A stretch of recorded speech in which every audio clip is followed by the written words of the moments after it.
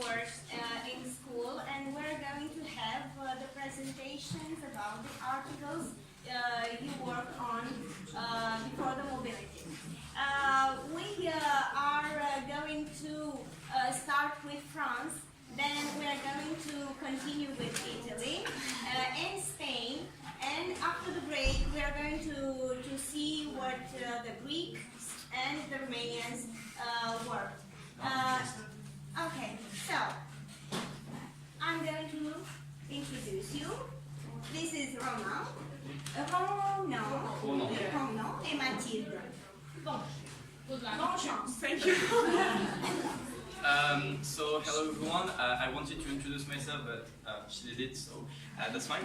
Our French group decided to work on the Article 2 of the Children's Rights, which is children must be protected from discrimination. So first, what is so we worked on school bullying. So I'm going to explain you what harassment and bullying means. So harassment and bullying can be defined as a repeated violence, which can be physical, verbal, or psychological. The person that is being bullied is usually defenseless, and there are many forms of bullying, but we could also consider cyberbullying. So now, when someone is when someone is insulted, beaten, or blackmailed on a daily basis, we are then speaking of harassment or bullying. So now that you know a little bit, bullying is everywhere. So,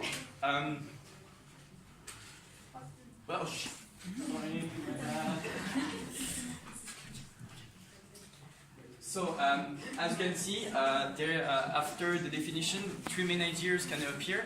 The violence, there is power and the domination ratio between the bully and also defenseless.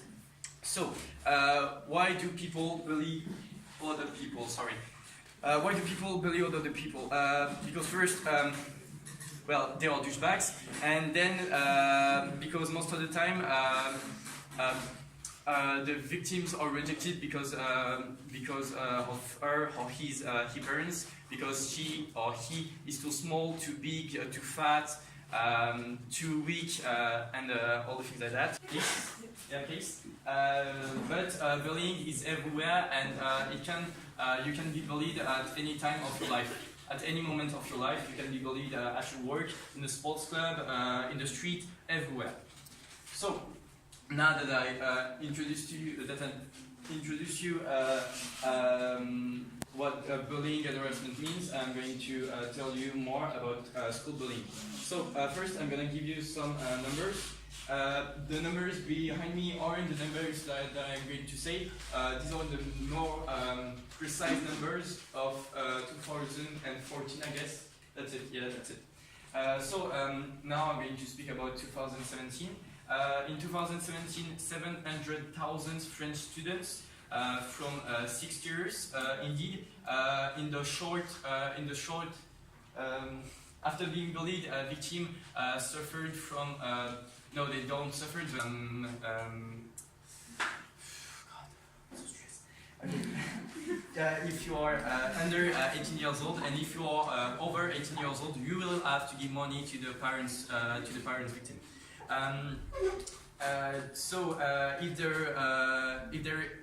If there was any mistake committed by the educational staff, the state will take care of it. And so the range, the sentence can range from 6 months to 3.5 years, and the fine is 7,500 euros. But there is a little bit, there are some problems. Bullied like every day until he was trying to defend himself. But it was not going well for him. Like the first 2 or 3 months. He thought about suicide too, like you said before, but then he finally said it to like bigger members in school, parents and all that stuff, and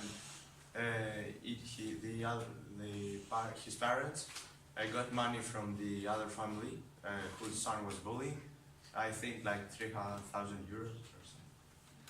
and those bullies were And then he stopped. Yeah. yeah, they stopped, but they were punished by justice. Like, did they went in prison or something like that? Because he was like only 14 years old. So Okay, that's why. Okay.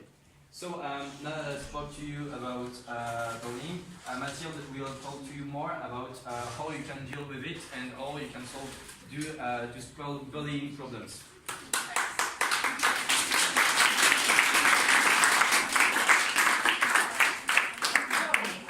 I'm going to present you some testimonial.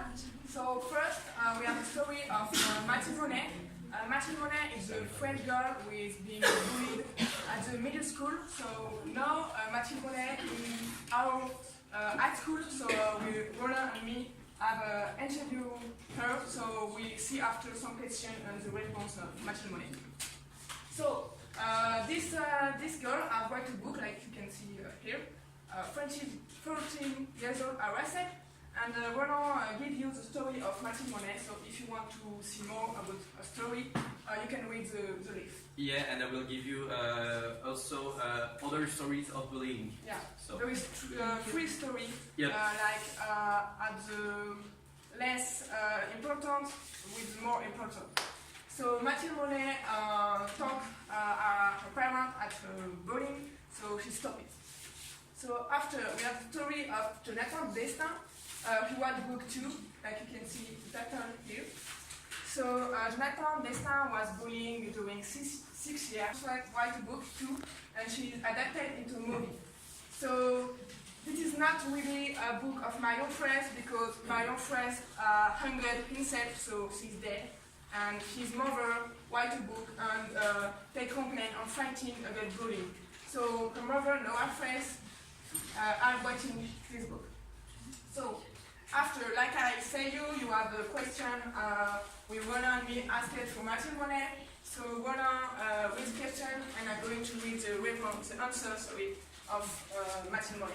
So, has school bullying left you some physical or mental consequences? Yes, of course. Especially when I meet my stalker in the street, I have the reflex to tense me. Organizing work or meeting with parents and children with school counselor, the teacher can be more can be more I forget. Sorry. Engaged. So the teacher being more aware to the students to the situation. So there is a lot of solution, but it is hard to implement because we need more equipment and more personnel. So the situation existing, but it's hard to implement. So after we also question Mathilde Monet because she's a victim, so she has experienced the bullying. So what she think about the solution? So, what advice would you give to a person who is being harassed so that they can get out of this vicious circle? She must break the line of the situation. First, if you are the victim, in the first, you need to protect yourself. It's the most important. So, for example, don't go in social media because you are bullying at school. So, even if you go on social media at your house, you are bullying every time. So, protect yourself first. I mean, sorry to interrupt you, but when she said don't go in social media, I mean, you can, but just protect yourself. Like, just don't post every moment in your life, like some people does. Thank you. And for protect yourself, the most important is to speak. You really need to speak to comforting you because if no one knows you're bullying, you don't have solution. So you need to speak. What you want. If you want to speak at a friend, at a children, teacher, parent, it's really important because if you speak, the teacher can implement sanction for the stalker a lot of time. When there is sanction, the bullying stops. So you need to speak, but sometimes the victim doesn't want because they are ashamed, so they doesn't want to speak with someone they know. So if you don't want to speak to a parent country who is very implicated in this fight, so in first example, you have England. In England, you have this association with Anti-Bullying Alliance. Anti-Bullying Alliance is the official organizer of the Anti-Bullying Week. So like you can see here, the Anti-Bullying Week 2018 happening from 12 to 16 November. So the Anti-Bullying Week, it's a week who is paying choose respect, and there is two important reject homosexual and do not recognize the same rights as heterosexuals. Homophobia is a rejection of difference. Discrimination is an attitude, action, or law that aims to distinguish one group from another to its disadvantage. The fight against discrimination is first and foremost a step toward achieving equality in law. It's not about getting specific rights or privilege. Other sexual orientation exists, like lesbian, which led more recently to lesbophobia. There are also the term of biphobia, denoting discrimination and rejection of bisexuals, and transphobia against transsexuals, which are often confused with that homophobia. In France, the abbreviation LGBT stands for lesbian, gay, bisexual, and transsexual. Coming out means to announce one's homosexuality. Orientation. In the most violent form, homophobia, biphobia, and transphobia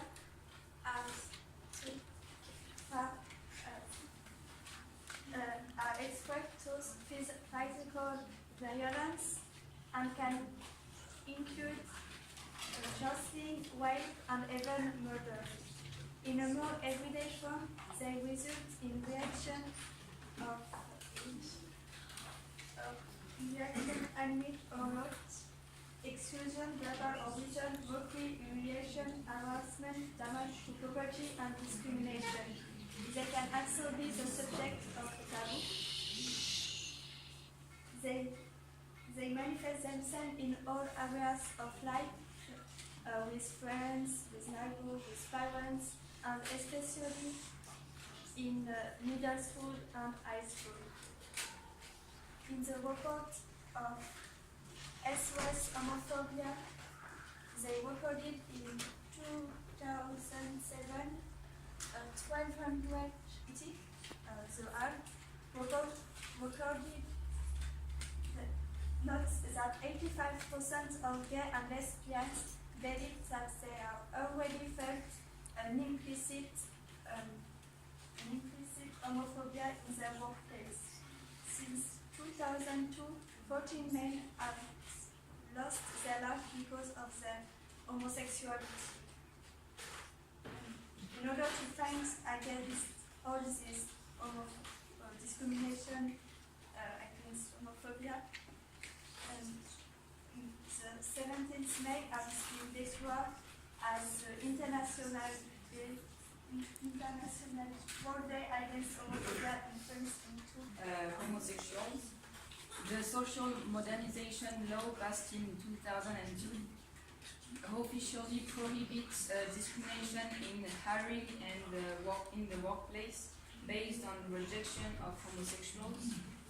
The law of 18 March 2003 introduced homophobia in the penal code as an aggravating circumstance of a crime or offense. Constitute discrimination any distinction made between persons by reason of their sex, their habits, their sexual preference. It's also on the same argument that France had been sentenced in January 2008 by the European Court of Justice for refusing adoption to a homosexual woman. And it is with the law of May 17, 2013 that same-sex marriage, known in France as marriage for all, that homosexuality was really recognized. In 2014, marriage of a same-sex couple represented 4% of the total of unions. And finally, since 2012, when discrimination is motivated by transphobia, they are just as reprehensible, criminally reprehensible as racist or anti-Semitic behavior. People who are guilty of, I interviewed one of my best friends Tell us about how and when you first came out as homosexual. my middle brother forced me to tell my parents, so it didn't go very well. Now my parents know, but it took them a long time to accept it, almost 2 years. I guess it was a shock for them. I did it 2 years ago. We don't talk about it anymore, but they know. What do you think about the coming out? We shouldn't have to do it. I mean, a straight person doesn't have to tell their family about their heterosexuality, so why should we? And we don't have to come out. We do it only if we want to. We shouldn't be forced. What do you think about all these prejudices on the LGBT+? I have mixed feeling about those things. All those cliches have a part of truth, but we have to move away from that. All effeminate men are not gay. All gay are not effeminate. There's some truth in it, but not all far from it. I'm going to talk about encouraging things against discrimination. In order to help people who are gay, lesbian, or lesbian, there are some events which are encouraged by French Ministry, French Education, and the French Association. For example, the 17th May is the International Day against homophobia, transphobia, and biphobia. During this day, all people parade in parade, and this event are encouraged by the French Ministry of Advancing Education with the help of association in order to raise the awareness of the young people about sexual orientation. For example, there is a great right in large cities in France like Paris, Lyon. Dijon and Bordeaux. During this day, lots of people parade in order to encourage the different sexual preference. There is a festival.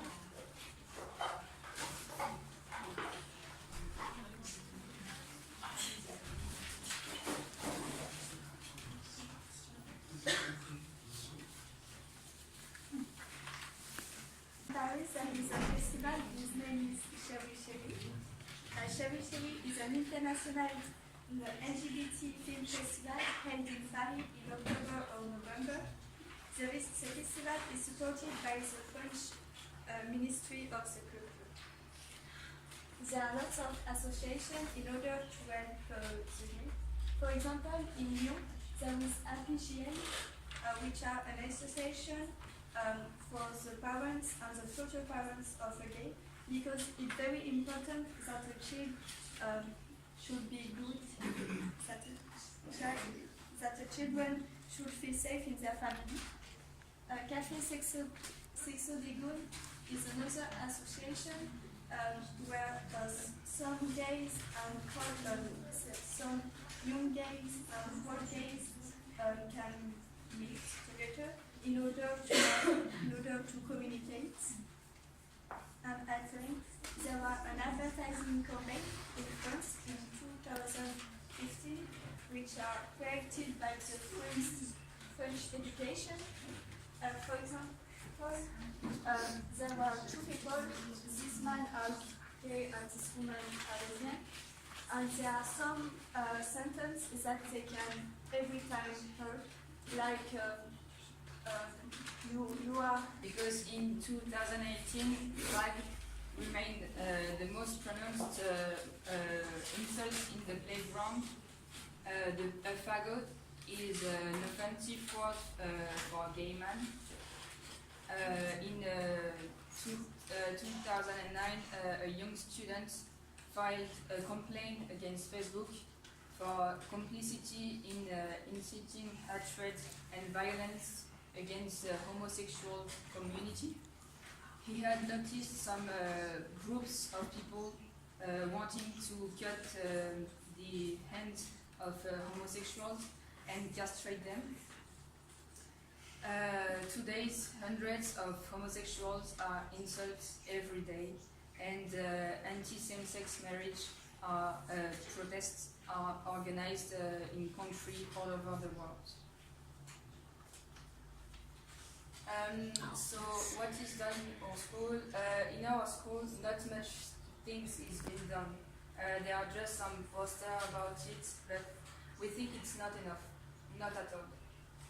They should have conferences or just meeting to talk about those things, because we have to show that they aren't alone and that's okay. Also, if we talk about it, people will be more open-minded, and the more we talk about it, the more people will understand. And This poster, there is a big title that is homophobia don't have a place in school. And there are two people, a girl and a man who speak. And the man say, "Oh, look at this girl." I want to say that yesterday we talked with lots of people about homophobia, and I think that very interesting what Anna's parents said to her when she was a child. When she was a child, her parents asked every time, "Do you have a boyfriend or a girlfriend?" Not just, "Do you have a boyfriend?" And it's the beginning of the end of the time. I will speak about sexism. So, here is the definition of sexism. It's discriminatory attitude based on a person's sex or gender. It's based on gender stereotypes that lead to discrimination. Sexism can affect everyone, but women and girls are most affected than boys. The past, which are now considered like sexist. For example, until 1907, women could not earn money for their job. Their husband earned money like the job. Until 1924, women could not. They are more vulnerable, and so when they see something in the media, they will like make the same thing that they see, and sexism is present in the media. For example, in advertising, that the media in which sexism is the most present, we can see that women are most of the time in houseworks advertisement, and boys are most of the time in school. Is the place where children learn, and they like, it's a place where they have to learn. Yeah, so for the little boys or girls at school, it's the place where they learn how to live and how to think, and that's not normal that sexism is present in school, because they will like make the same thing that they see. Have to have the youngest possible learning of equality. We have to make place to let the victim talk about their feeling, like the most of the time talk about your problem really help you, and you can live, like, have a really better life. And we also, when you see sexism, you have to denounce it and say that it's not normal and defend the victims.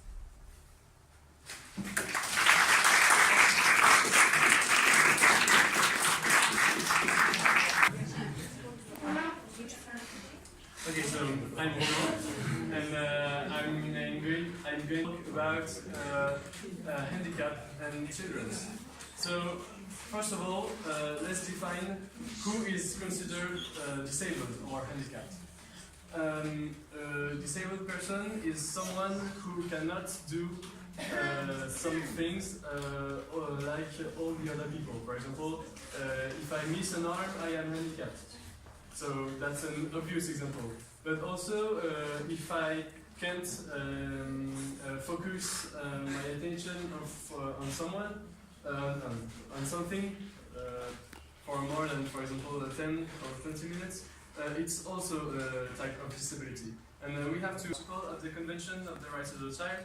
So it says that no children should suffer from discrimination. And we decided to link the topic of disability to this. And so we also have to talk about the 23rd article of the Convention that says that children who have any kind of disability have the right to special care and support for salary inequalities.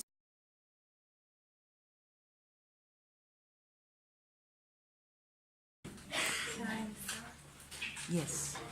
Well, we're going to analyze the Article 17 of the Convention on the Rights of the Child.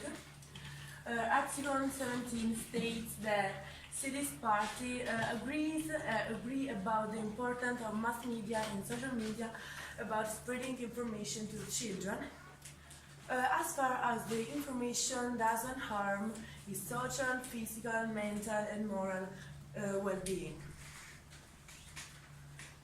The clause A of the Article 17 states that state party shall encourage the mass media to disseminate information and material of social and cultural benefit to the child.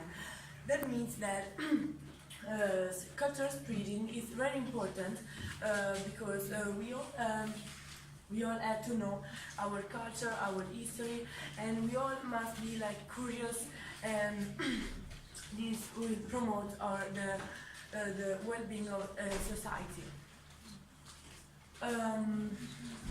One of the most popular mass media is TV. TV may be a bad teacher, but it depends on what you decide to watch. There may be in Italy, there are like shows which are without content, they just scream, and this is like the bad side of TV. While our national broadcasting company promotes a lot of documentaries, cultural talk show, movies and TV shows about culture, which are really interesting. And there are also specialized channels like Storia, like Scuola, which is like school, like Cinque, which are especially about culture, and a lot of young people like to watch these, as many others don't believe, but it's true. And yeah, that's it.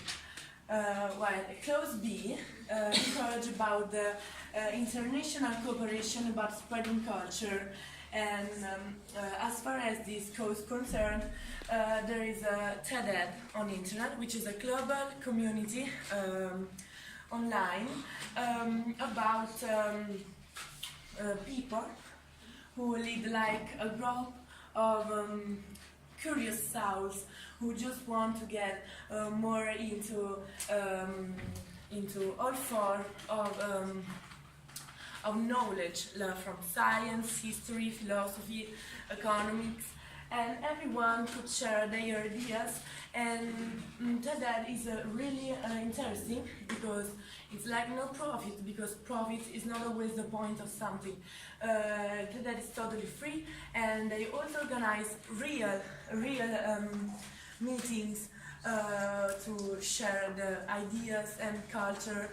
And yeah, they can also have like video chat between the teacher and the group whose teacher is. And yeah, that's it. That's it. So, Article 17, Clause C. States parties shall encourage the production and dissemination of children's books. The Clause C promotes the diffusion of books for childhood. Children from an early age have the right to be informed. We have a lot of books that range from information, games, stories, but also novels. Governments work together to disseminate news information that is amazing, interesting, not only through the use of media, but also through the reading of books. This information should be should also be made accessible to children who don't speak the same language.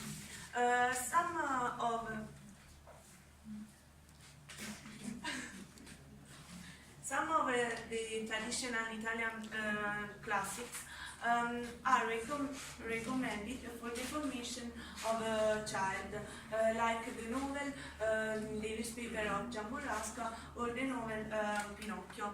They reproduce the rebel child who breaks the rules, but who nevertheless solves the situation because he makes of his rebellion the formation of himself. Even in the past, this happened. The protagonist was a brat full of ambition, curiosity, and desire to know.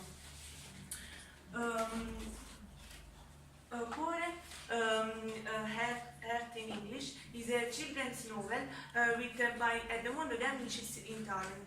The school for him is the ideal place to represent Italy with its values and ideals. But also the ideal of a classroom that collects children from different regions to grow up together, represent the idea of a united nation.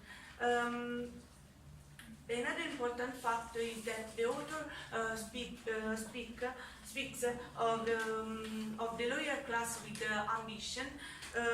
In fact, a company to work well must have workers and bricklayers.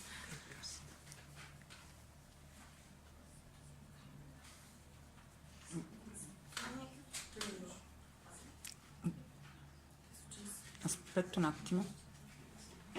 Ok? Ok. Goodnight Stories for Rebel Little Girls is a book that sets a sad princess to make room for women who have marked history with their courage and determination. It purports to give space to femininity and that should no longer represent only as weakness and being naive.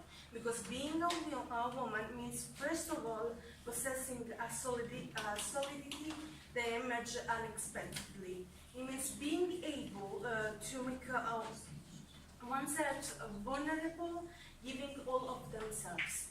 With these books, little girls are invited to daydream in big. Little girls must understand that beauty is manifested in every form, in every color, in all ages, and we must love life and live life with all passion and curiosity. And all of us, every day, must remember that we have the right to be happy and explore boldly. The Clause D says state parties shall encourage the mass media to have particular regard to the linguistic needs of the child who belongs to a minority group or whose religions. Linguistic diversity isn't promoted by Italy because we don't have many minority groups. However, teenagers have found out about different local dialects by listening to rapper songs who write their lyrics in the language spoken in the slums. Mass media support the communication in the Italian language, so every film, TV series or cartoons is dubbed into Italian to let people enjoy it and without problems of comprehensions. But this doesn't favor the learning of foreign language. In fact, there are few online sites where we can find films in the original language, but there aren't TV channels where that broadcast programs in English. In my opinion, broadcasting programs in the original language would be very useful, especially for the child, because we would come into contact with the other language, especially when they are very young.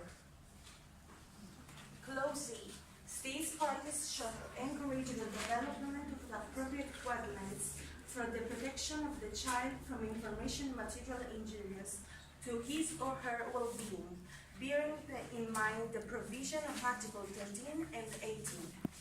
One useful thing is parent control. This model can help parents to protect their child from violent movies or programs that are not supposed to be seen by kids. Unfortunately, this mode isn't used at all in Italy, and we can see all kids can see every kind of program, and they also can be traumatized or shocked by them. National channels protect kids from violence and unsuitable programs, but these kinds of programs, kids can see them on TV, and a private channel do not protect kids. National channel on the other side decide to put programs for kids on hours like after lunch or before going to sleep, so they are protected, and they could also watch something interesting. Thank you.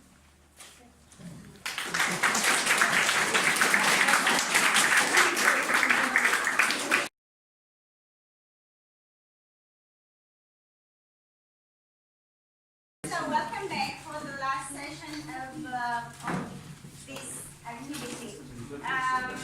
We promised that after the break we go on with the presentation. So I invite the Spanish team to join us and to show what they have worked on, yes, in their articles. So please welcome Marco.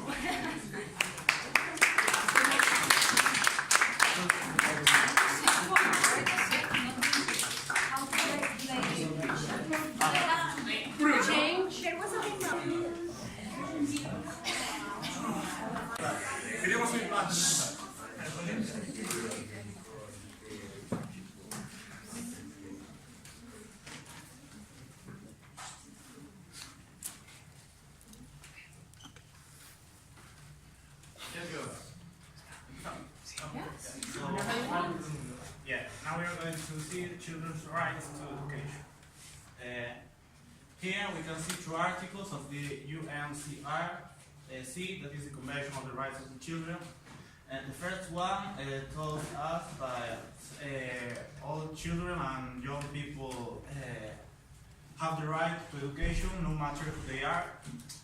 And the second one tells us that children and young person's education should help our mind, body, and talents to be the best as they can. We focus on education from the beginning of the 20th century because children at that time didn't have a right to education. But people did their best to learn, read, and write, because without that, they could have less possibilities. We researched on the education of our area and found out about the old school students and teachers there. The schools that we took information from are near our houses in the north part of Galicia. We also visit Mupela, that is a museum where we could learn more about the education in Galicia in the past.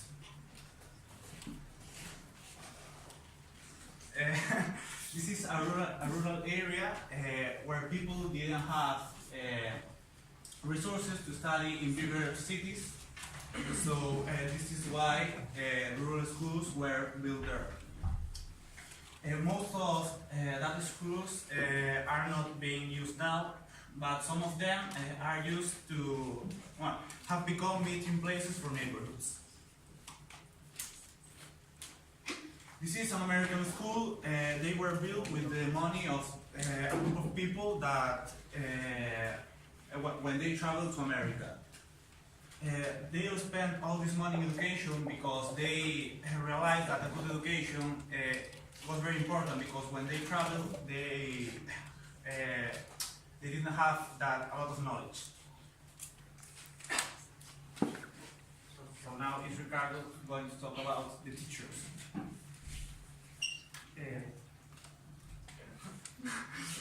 Sorry. This is a picture called School of Doloriñas by Julia Milguillón. This picture won the first prize in the National Art Conquest in 1941, and it represents a school near our village.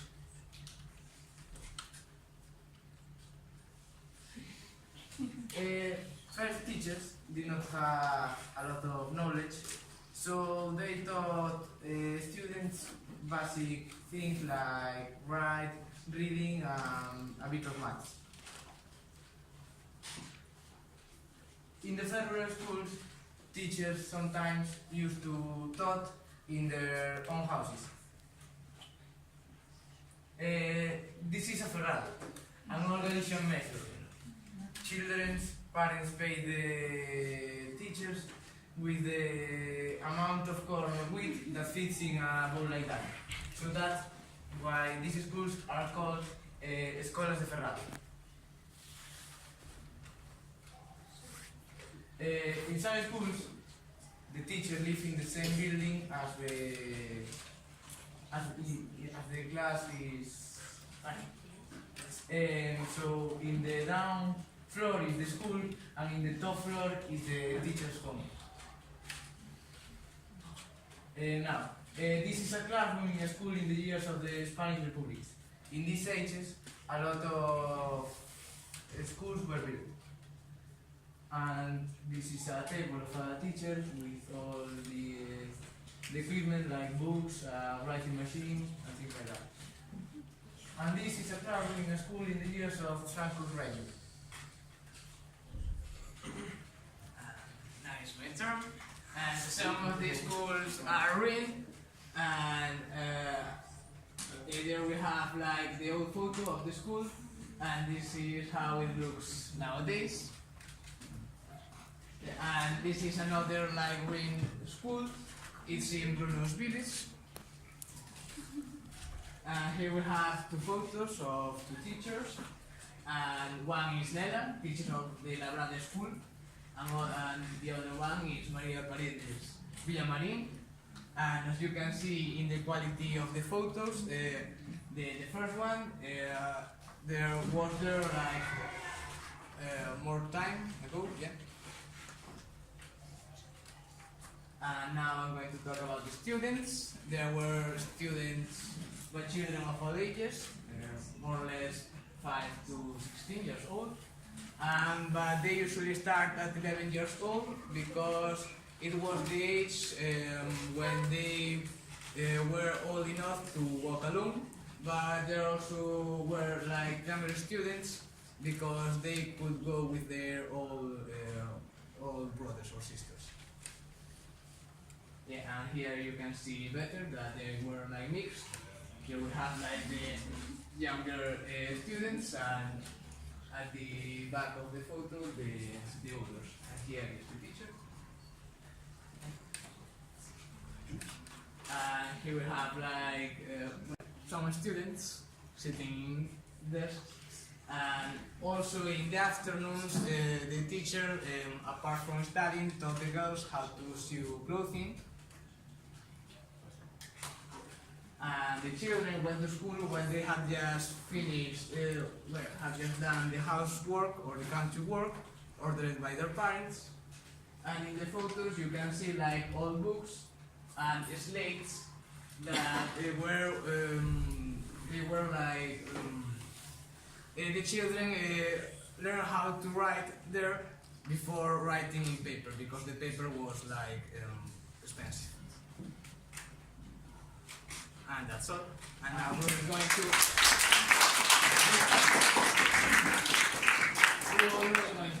ask you some questions. We're going to take in part. So, do you know anything about education in all times in your areas?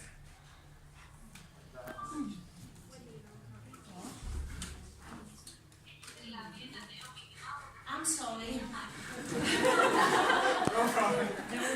Yeah, okay. Yes, in Spain.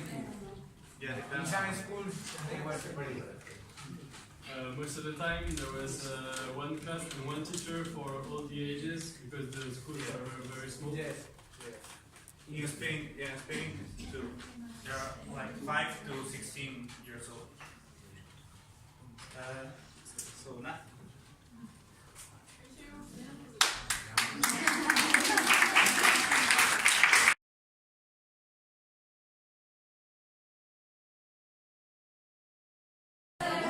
If you are ready, we would like to begin. Okay, we would like to have your attention. We will proceed with this presentation. We have undertaken to talk to you about Articles 32 and 35 concerning child labor, trafficking, exploitation, and abuse. The first article to be discussed is child labor by Iraklis Saridis, Ali Kazotou, and Thames Vagenaou. If you think that child labor is only a thing of the past, something that is only to be found in literature of the past and read to children during winter nights, you better consider these facts. Unfortunately, millions of children around the world are trapped in child labor. They are deprived of the right to enjoy their childhood, their rights in health and education. They are condemned to a miserable life of poverty and, unfortunately, no hope. One might wonder why children around the world have to undergo such a life.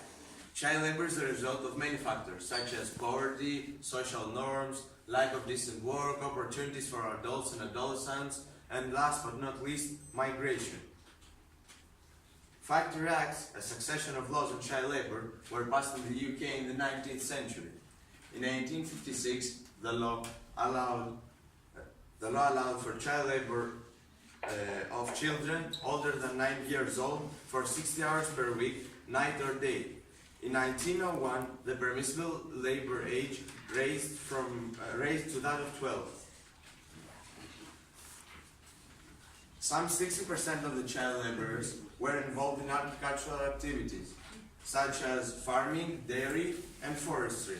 Another 25% used to be occupied in services activities such as retail, restaurants, transfer of goods, storage, polishing shoes, and domestic help. The remaining 50% labored in assembly lines and manufacturing companies, home-based enterprises, factories, and mines. Recent global estimates based on data by UNICEF, the International Labour Organization, and the World Bank indicate that 168 million children aged 5 to 17 are engaged in child labor. Child labor is still common in many parts of the world. ILO estimates there were 153 million child laborers aged 5 to 14 worldwide in 2008. This is about 20 million less than ILO estimated for child laborers in 2004. At current rates, more than 100 million children will still be trapped in child labor by 2020. Now let's take a look at child labor percentages around the world. In Latin America and the Caribbean we have 12.5 million child laborers. In the Sub-Saharan Africa, 59 million. In the Middle East and North Africa, 9 million. And in Asia and the Pacific, a staggering 77.7 million.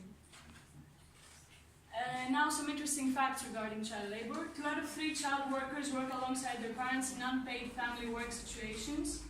The estimated 17.5 million child domestic workers worldwide, mostly girls, are often hardly visible and face many hazards. And in the least developed countries, around 1 in 4 children ages 5 to 17 are engaged in labor that is considered detrimental to their health.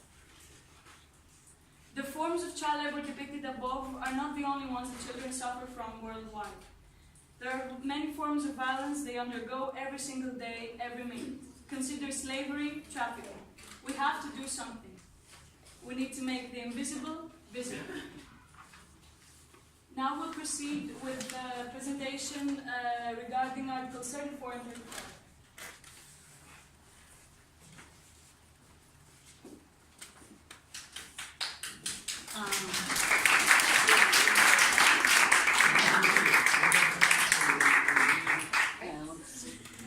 No, your names first. Okay.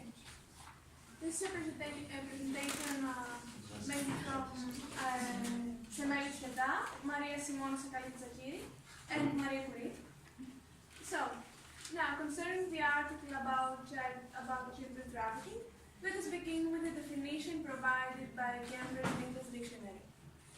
Trafficking of children is defined as the act of buying or selling people, and especially children, or of making money from the work they are forced to do, such as sex work.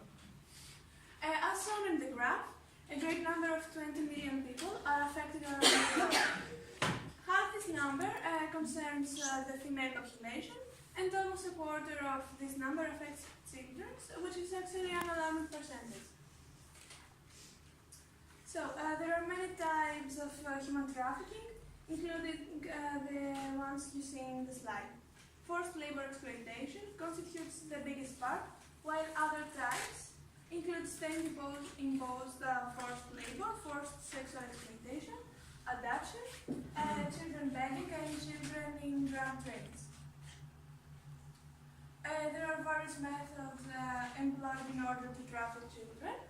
The most popular being seduction and romance, false job advertisements, lies about educational or travel opportunities, abduction, sale by family, and recruitment through former slaves.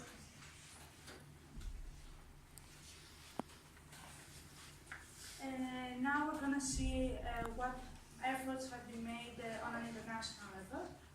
In 1989, the UN adopted the Convention on the Child, CRC, which quickly became the treaty ratified by most countries. Then, in 2000, the protocol to prevent, suppress, and punish trafficking in persons, especially women and children, was issued.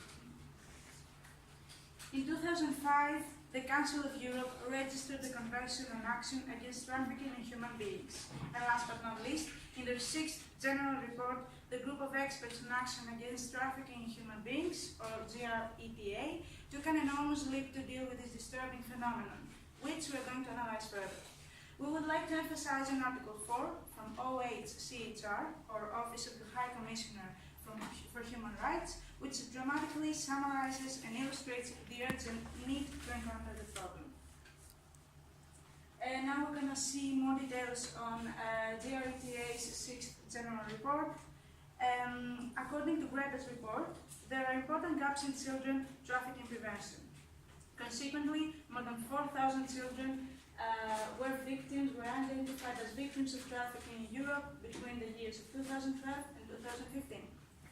Children represent a quarter of the identified victims of human trafficking, but there are also important variations between countries. There is also a World Day Against Trafficking. In its effort to combat the problem, the UN has issued a World Day Against Trafficking, which takes place on the 30th of July. It's just one more of the ways that the UN tries to raise awareness concerning human trafficking worldwide and reinforce efforts to defeat this scourge. Okay. Speaking more specifically about Europe, the European Commission says child trafficking is the one problem that is increasing most sharply. In 2013 and 2014, there were approximately 60,000 registered victims of trafficking in the EU, and at least 50% of them were children. Children from poor Roma communities are particularly vulnerable to trafficking, the Commission says, with the UK and France the main destination countries. Once there, they are exploited for sex, dating, and petty crimes. No, wait, what have I done? Wonderful. Come on. Now, Greece, being an EU member, on the one hand and sharing borders with Turkey on the other, sees massive flows of illegal immigrants. So here we can see a picture of children from Roma communities,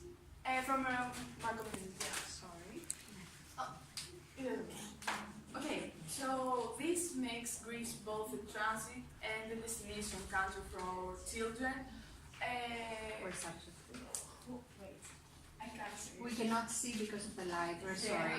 We're subjected to human trafficking. Yeah, specifically forced prostitution and conditions. No, I can't see. Conditions for labor for men, women, and children. Okay, so such a grave issue calls for immediate and effective course of action in order to solve it. So some potential solutions are broad protection, prevention, law enforcement, and victim assistance. Thank you very much.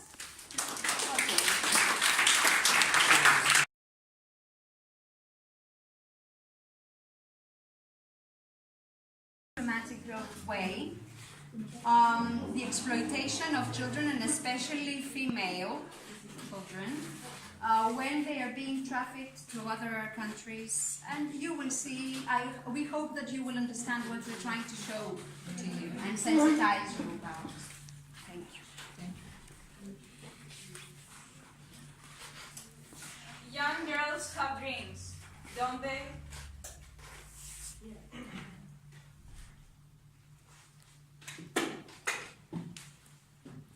I worked hard at school so that when I grow up, I could get a good job and help my parents, buy them all the things they never had, the things they needed. I wanted to have a different life, a better life. Yes, everything is fine. Yes, a job. I will send you some money soon. Tell Papa not to worry. Where do I live? It's a nice flat. I shared it with some other girls.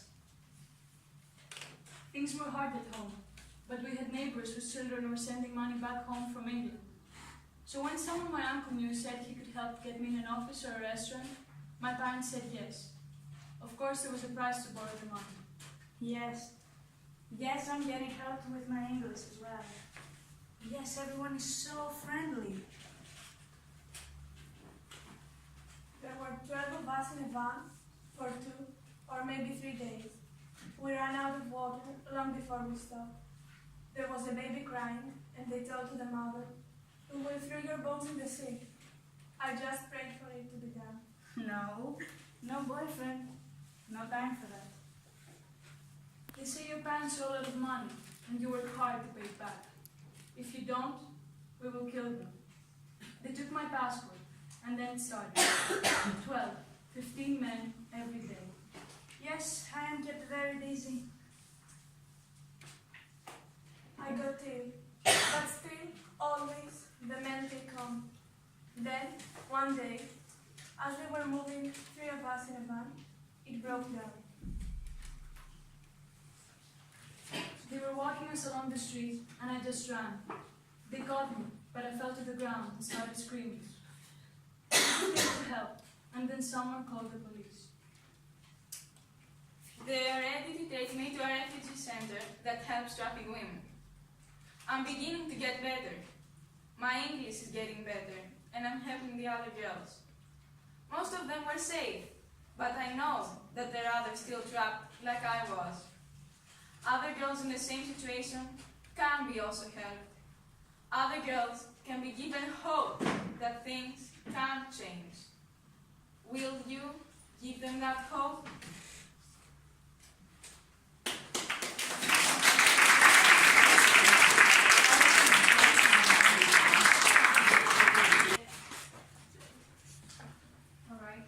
The average cost of a slave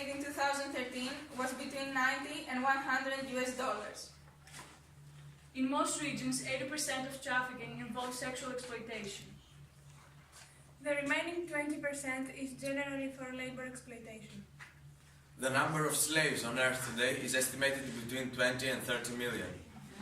Nearly 1 million of them are moved across an international border every year on the black market. 70% of those slaves are female.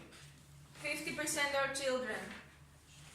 Behind drugs and weapons, human trafficking is the third largest international crime industry in the world. It generates approximately $33 billion every year. And over half of that comes from industrialized countries. Even for purposes of labor exploitation, women still constitute over half of Earth's enslaved population. Organ harvesting is another seldom mentioned but quickly growing industry that benefits from human trafficking. An estimated 30,000 victims of sex trafficking die each year from abuse, disease, torture, and neglect. 80% of those sold into sexual slavery are under 24, and some are as young as 6 years old. Ludwig Tarzan Feinberg, a convicted trafficker, said, "You can buy a woman for $10,000 and make your money back in a week if she's pretty young. Then everything else is profit." A 2003 study in the Netherlands found that, on average, a single sex slave earned her pimp at least $250,000 a year. A human trafficker can earn 20 times what he or she paid for a girl. Provided the girl was not physically brutalized to the point of ruining her beauty, the pimp could sell her again for a greater price because he had trained her and broken her spirit, which saves future buyers of the household. The end of Cold War has resulted in the growth of regional conflicts and the decline of borders. Many rebel groups turn to human trafficking to fund military actions and guard soldiers.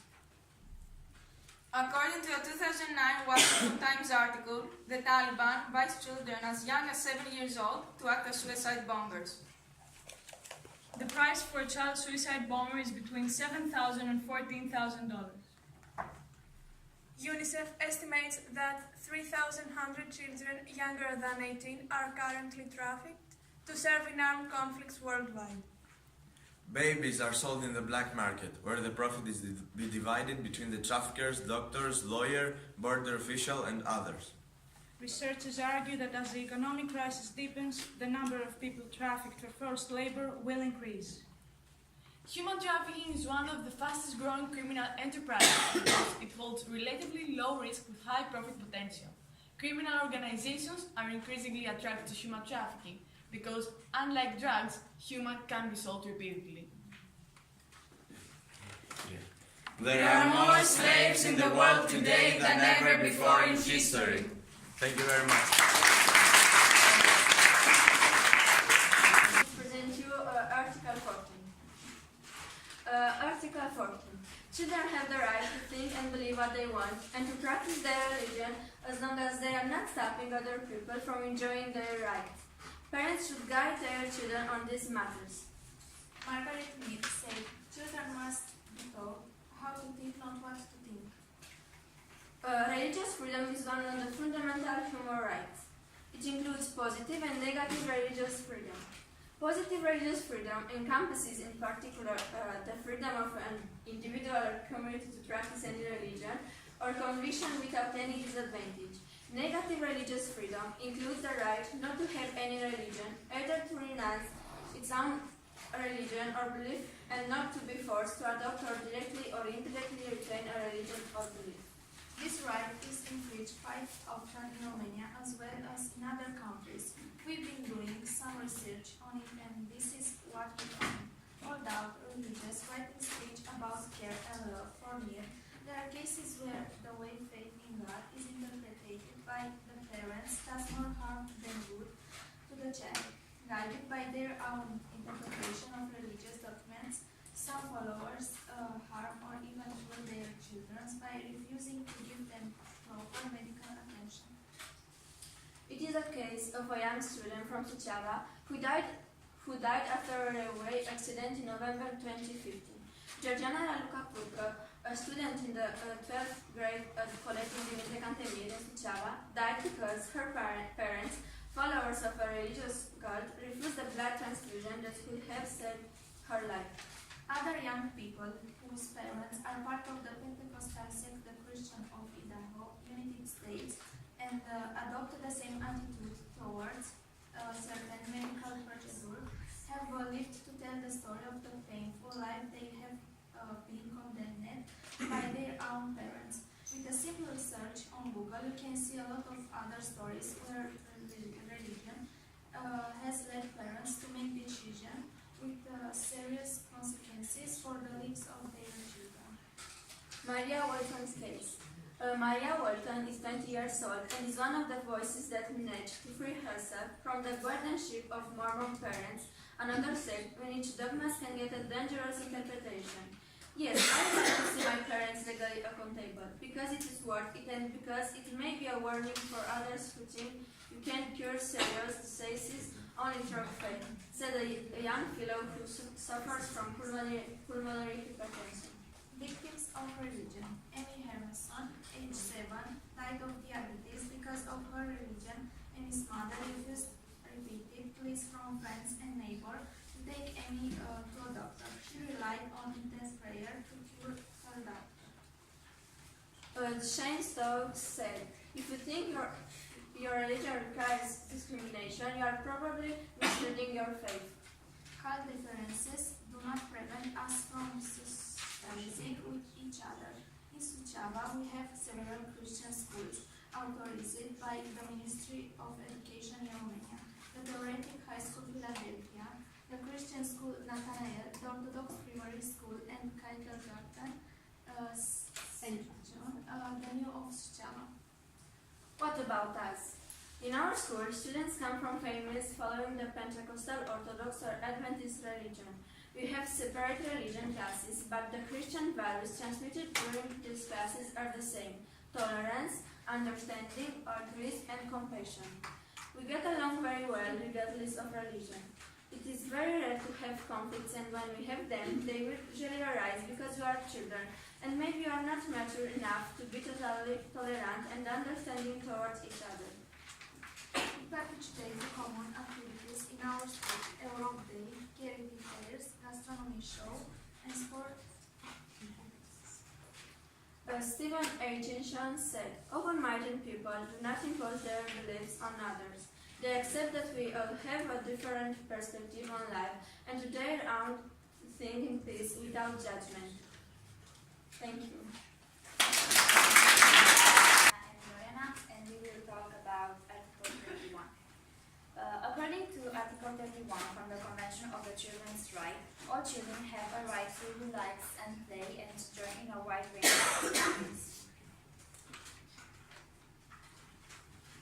Play and recreation are essential to the health and well-being of children. They promote the development of imagination, self-confidence, self-efficacy, creativity, physical, social, cognitive, and emotional strength. It performs a significant role in the development of the brain, especially in the early years. Play and recreation facilitate children's capacities to negotiate, regain emotional balance, resolve conflicts, and make decisions. Rest and leisure are as important to children's development as the basics of nutrition, housing, medical care, and education.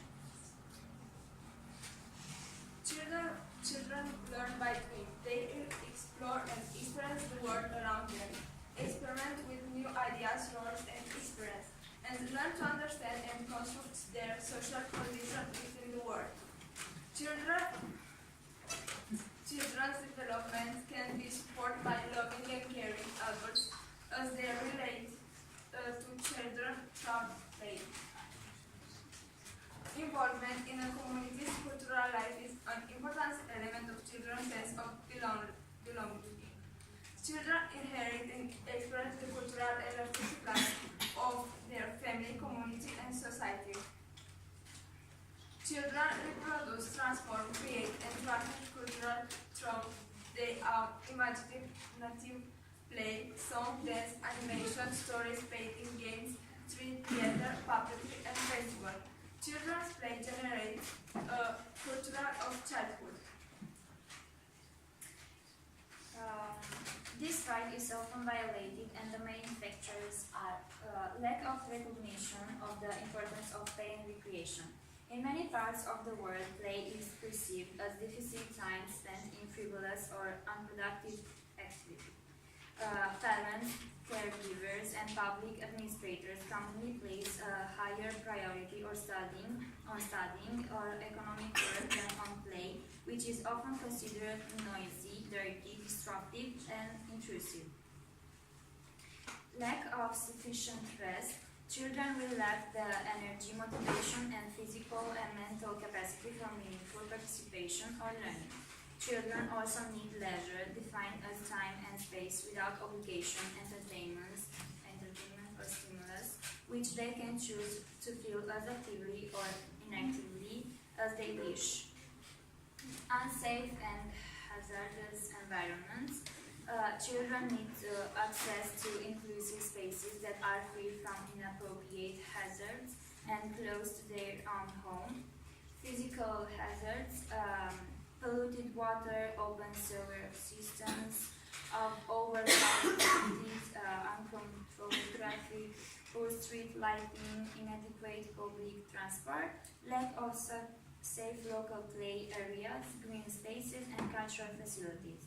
In post-conflict environments, children can also be harmed by landmines. Balancing risk and safety. Children themselves can pose a threat to other children in their play and recreation activities. For example, bullying, abuse of younger children by older children, and group pressure. Pressure for education achievement. Many parents focus on their children's formal academic success. Early childhood education is increasingly focused on academic targets and formal learning at the expense of participation in play. Extracurricular tuition and homework are introducing on children's time for freely chosen activities. Lack of investment in cultural and artistic opportunities for children. Children access to cultural and artistic activities are often restricted by a range of factors, including lack of parental support, cost of access, lack of transport, and other central focus of many exhibitions, plays, and events. The social media in children's life. Children are spending increasing periods of time engaged in play, recreational, cultural, and artistic activities, both as consumers and creators via various digital platforms and media, including watching, messages, social networking, gaming, texting, listening to and creating music, watching and making videos and films, and posting images. Access to the internet and social media is exposing children to cyberbullying and pornography. Many children attend internet cafes, computer clubs, and game halls with no adequate restrictions to access or effective monitoring systems. Much of the media, particularly mainstream television, failed to reflect the language, cultural values, and creativity of diversity of cultures that exist across society. Children consuming inappropriate media content are exposed to sexuality and violence. Risk behaviors: drugs, alcohol, junk food, and smoking. In conclusion, play and recreation are extremely important for the development of children, but attention must be paid to time, space, and contact. Children can be exposed to during their play. About childhood and the importance of the play, Constantin Brâncuș, one of the most famous Romanian artists, said, "Când nu mai ești copil, ai murit de mult. When you are not a child anymore, you died a long time ago." Okay. On behalf of Amalia Benevento, that is the leader in our province of the UNICEF. So these are her words. I'm translating her words. We have talked about the rights of children and teenagers. This project deals with the most innovative part of the Convention, that is the legal means to protect and defend the children's right. They are, you are, active participants of your rights. Articles 12 and 13 deal with the rights of children to be listened to by adults. They have, you have, the right to find solution, meeting and sharing among yourself, among you. And sharing above all ideas and experience. The activities of this mobility have met and realized completely the expectations of the Convention. So thank you very much to you all, teachers and students. Bye.